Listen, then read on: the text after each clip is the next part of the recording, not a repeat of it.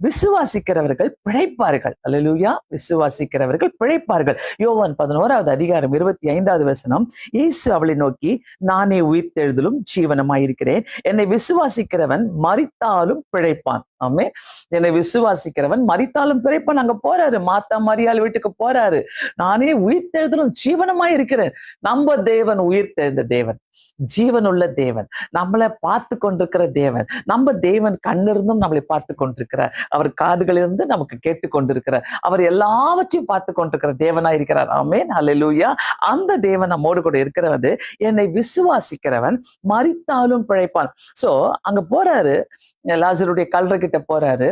லாசருடைய கல்லறை உள்ள இருக்குமா, ரொம்ப டீப்பா இருக்குமா. அதில் நான் ஒரு ஹிஸ்டரியில படிச்சேன். அதை ரொம்ப கீழே போய் வச்சிருப்பாங்களாம். அந்த கல்லறையில இருந்து வெளியில இருந்து கூப்பிடுறாரு, தூரத்துல இருந்து. அவங்க அவங்க கூட இருக்கிற சகோதரிகள்லாம் சொல்றாங்க, ஆண்டவரே 4 நாள் ஆயிடுச்சு, நாரிடும் ஆண்டவரே, ஏன் ஆண்டவரே கூப்பிடுறீங்க?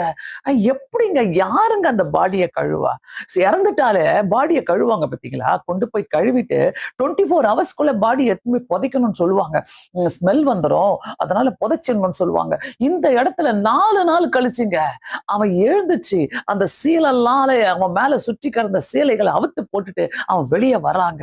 பிரியமானவர்களை, ஏனென்றால் அந்த இடத்துல உயிர்த்தெழுந்த தேவன் இருந்தாரு. நம்மளுடைய பிரச்சனைகள் செத்து போன காரியங்களா இருந்தாலும் உயிர்த்தெழுந்த தேவன் உங்களுக்குள்ள இருக்கும் போது அந்த உயிர்த்தெழுந்த தேவன் ஜீவனை தருகிறவராக இருக்கிறாரு. கவலையே படாதீங்க.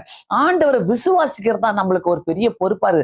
சாத்தான் திருடுறது நம்மளுடைய விசுவாசம். ஆண்டவரே, ஒவ்வொரு இடத்தையும் என் பிள்ளைகளை நான் இப்படி பார்க்கணும் ஆண்டவரே, என் மகளை நான் இப்படி பார்க்கணும் ஆண்டவரே, என்னுடைய பேர பிள்ளைகளை நான் இப்படி பார்க்கணும் ஆண்டவரே, எங்க கணவரை நான் இப்படி பார்க்கணும், என்னுடைய மனைவியை நான் இப்படி பார்க்கணும் ஆண்டவரே. உங்க ஜபங்க, ஜோம் பண்ணிக்கிட்டே இருங்க. நான்லாம் ஆண்டவர்கிட்ட ஜோம் பண்ணிக்கிட்டே இருப்பேன். ஒரே ஒரு காரியம், ஆண்டவரே எனக்கு தெரியாது, நீங்க எடுத்து உபயோகப்படுத்தணும், நீங்க செய்யணும் ஆண்டவரே. இந்த செத்து போன காரியத்துல நான் வரமாட்டேன் சுவாமி. என் தேவன் ஜீவனுள்ள தேவனா இருக்கிறார், என் தேவன் உயிர்த்தெழுந்த தேவனா இருக்கிறார். அதனால நான் என் காரியங்களை சாகிறதுக்கு நான் விட மாட்டேன் சுவாமி. என்னுடைய காரியங்களை உயிர்த்தெழுதல் வரும் ஆண்டவரே. என்னுடைய வீட்டுக்குள்ள ஒரு ஆண்டவரே ஒரு அமைதி, என் வீட்டுக்குள்ள ஊழியங்கள், என் வீட்டுக்குள்ள ஒரு சந்தோஷம், என் வீட்டுக்குள்ள ஒரு சமாதானம். கர்த்தர் கண்டிப்பாக சார் விசுவாசித்தவர்கள் பிழைத்தார்கள், விசுவாசிக்கிறவர்கள் பிழைத்தார்கள். ஆண்டவர் மார்த்தா மரியாள் வீட்டுக்கு போயிட்டு, நானே உயிர்த்தெழுதலும் ஜீவனுமாய் இருக்கிறேன் என்ற வார்த்தையை சொல்லிவிட்டு லாசரை உயிரோடு எழுப்பிட்டு வந்தார்.